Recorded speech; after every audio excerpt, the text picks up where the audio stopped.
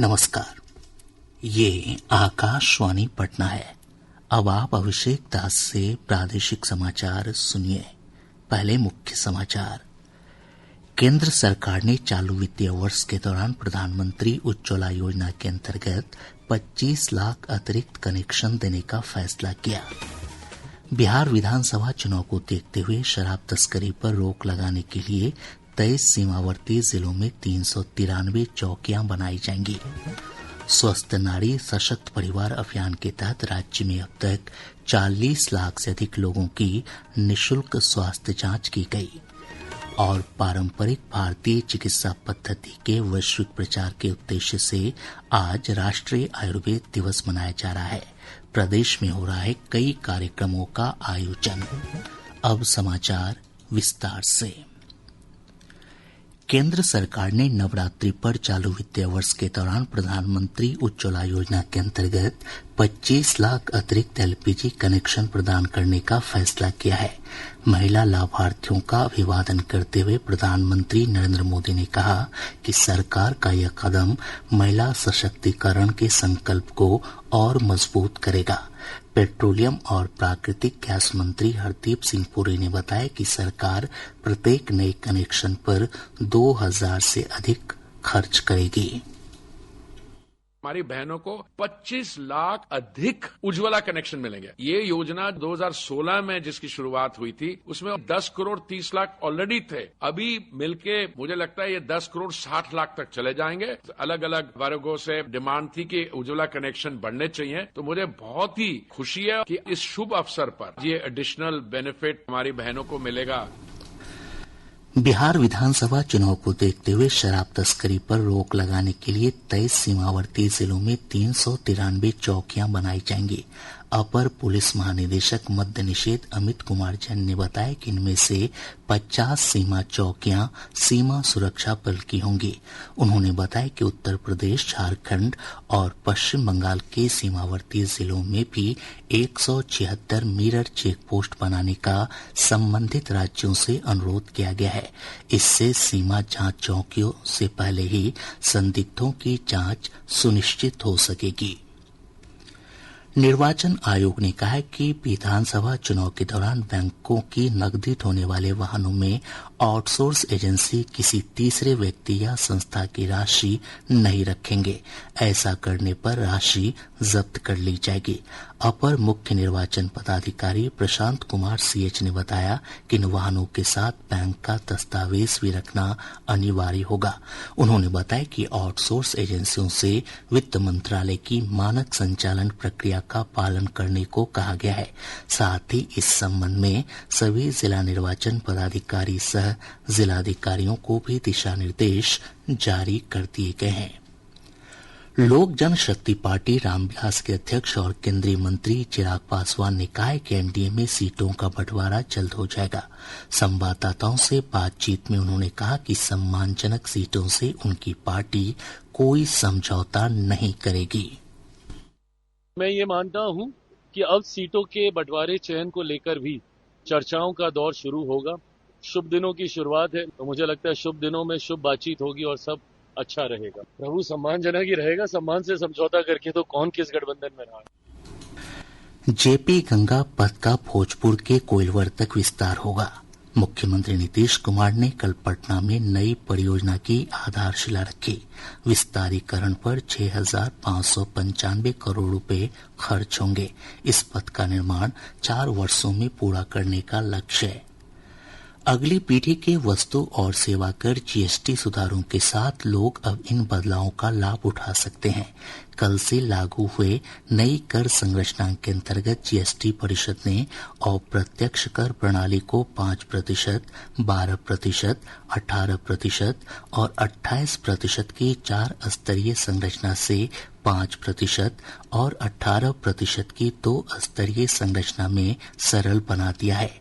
ये सुधार कई वस्तुओं और सेवाओं पर कर को कम कर लोगों को राहत प्रदान करेंगे। एक रिपोर्ट।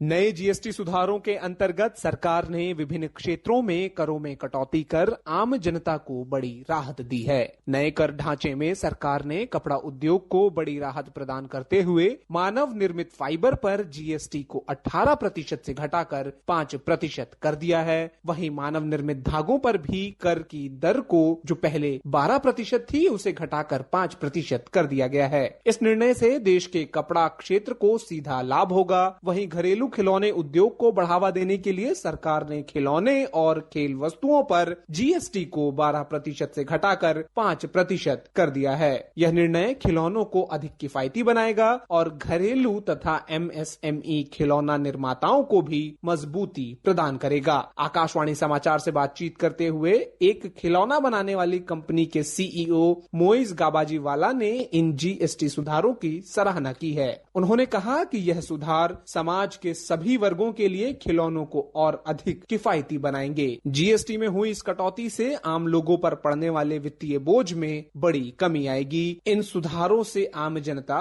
विशेष रूप से मध्यम वर्ग और निम्न मध्यम वर्ग के लोगों की बचत में इजाफा होगा। सकलैन अख्तर, आकाशवाणी समाचार, दिल्ली। राष्ट्रपति द्रौपदी मुर्मू आज नई दिल्ली में 71वें राष्ट्रीय फिल्म पुरस्कार प्रदान करेंगी। सर्वश्रेष्ठ फीचर फिल्म का पुरस्कार हिंदी फिल्म 12वीं फेल को और सर्वश्रेष्ठ हिंदी फिल्म का पुरस्कार कटहल को दिया जाएगा।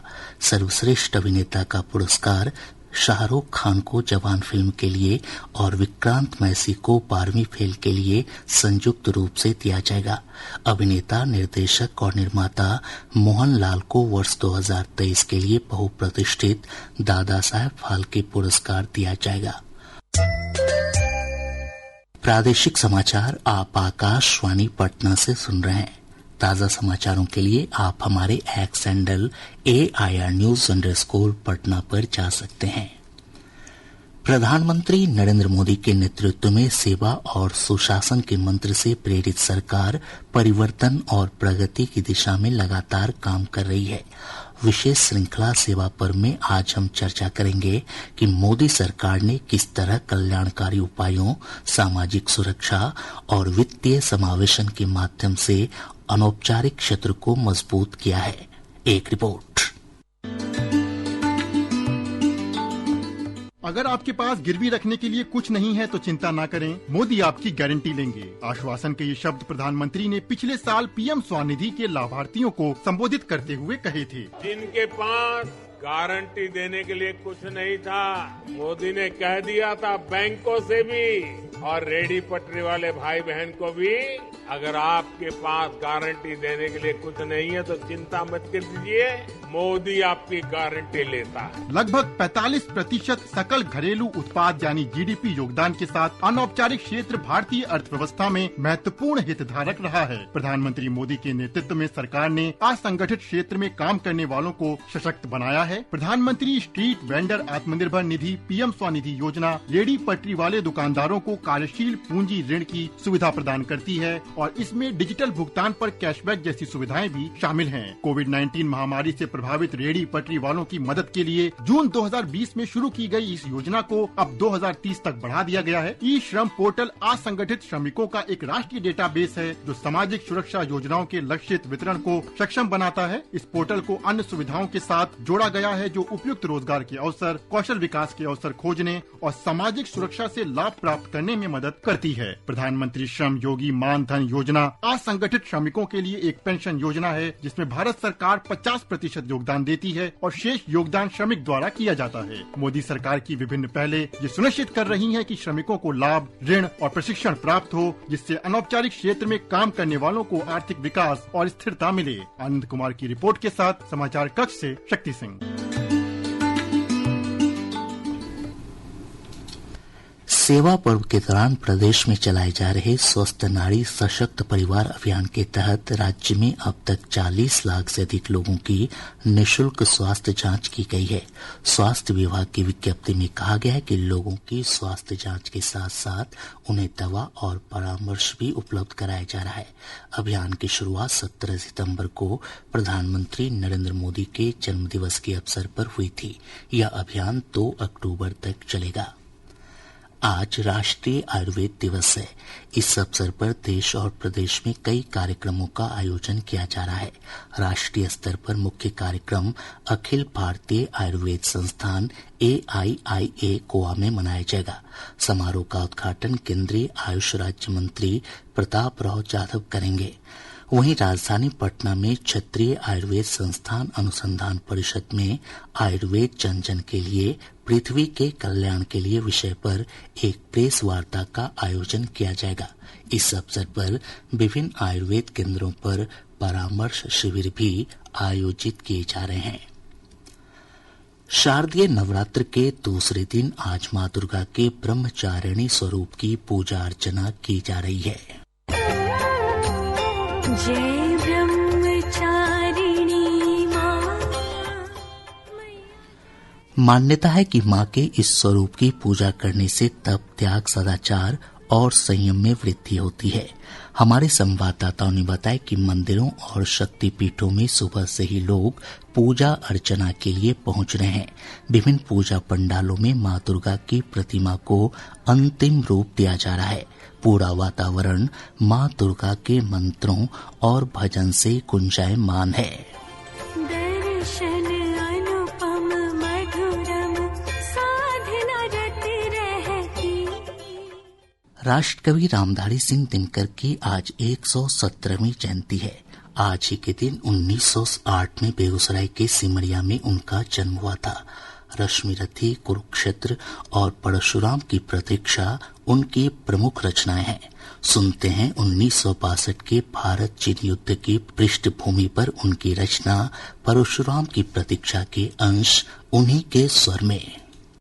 जो कविता सुना रहा हूँ वो परशुराम की प्रतीक्षा का एक छोटा सा अंश है कि पहली आहुति है अभी यज्ञ चलने दो, पहली आहुति है अभी यज्ञ चलने दो, दो हवा देश की आग जरा जलने दो।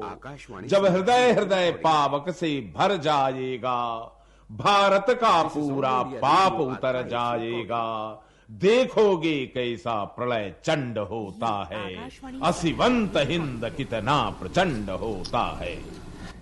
पटना के खगोल रेलवे पुलिस ने चोरी के जेवरात खरीदने वाले गिरोह के 2 सदस्यों को गिरफ्तार किया है। इनके पास से लगभग 5 लाख रुपए मूल्य के आभूषण बरामद किए गए हैं।